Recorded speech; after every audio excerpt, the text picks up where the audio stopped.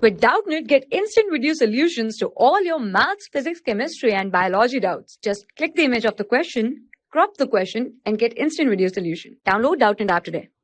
Hello everyone, let us try to solve the given problem, right? So the given problem simply says that the Cp is always greater than Cv for a gas. Then which of the following statement provides partially or wholly the reason for this? Now the statement one is no work is done by the gas at constant volume. So we have to check this statement, and then we have all the three or four statements. We have to check it one by one. So let us try to analyze what is Cp and Cv first. So you can see that what is Cv. Now suppose that we have an ideal gas here, and we want to raise the temperature of the unit mass of gas by 1 degree Celsius or 1 degree Kelvin at constant volume.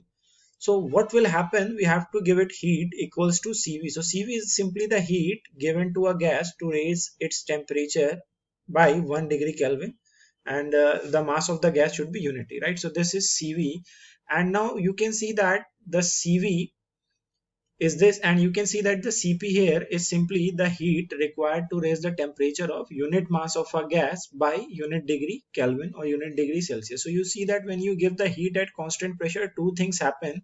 First is the internal energy of the gas changes, plus gas also some work is done by the gas, right? So since some work is done by the gas, right, to raise the same amount of temperature, that is 1 Kelvin, you have to supply more heat, right, than the constant volume. Here the entire heat is converted into internal energy, because at constant volume the work is simply equals to 0. So we can see the difference. At constant pressure we have to supply more heat to raise the temperature by 1 degree Celsius. Why? Because the gas will do some work, so we need to supply more heat. So Cp is always greater than Cv, right, for this reason. Now let us try to check out the options, right? No work is done by the gas at constant volume, right? This is the reason that Cp is less, since no work is done by the gas at constant volume. So the entire energy is used in raising the internal energy or the temperature of the gas, so we required less heat to raise the temperature. So this is the correct option. Now the second option says that when the gas absorbs heat at constant pressure, its volume must change. So this is also the correct statement.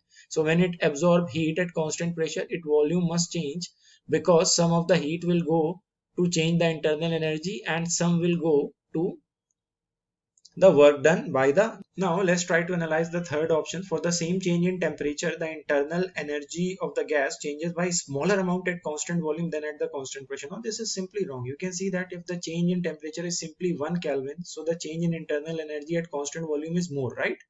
Because the entire heat is used to increase the internal energy of this gas.